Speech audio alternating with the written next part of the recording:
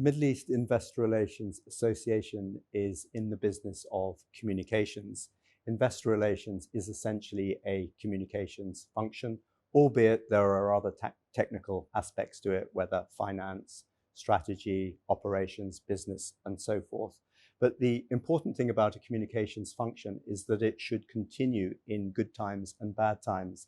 And of course, over the last 4 to 5 months with the COVID-19 pandemic, we've put a premium on quality, timely, consistent communications. There's nothing better for an investor in a business than hearing from the business, whether or not the business knows everything in response to any questions that the investor may have.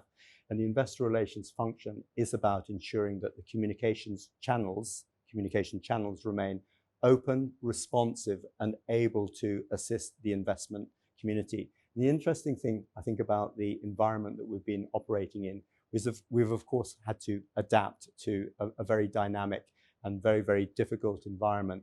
And while the communications have continued, they've essentially been delivered through different channels. And I think that's a very, very important point, because there's no point in going out of this pandemic situation and then forgetting all the good lessons we've learned in terms of communications. And often the greatest problem with communication is the illusion that it has already been accomplished. It hasn't. Communication is ongoing. Communication must be transparent and responsive.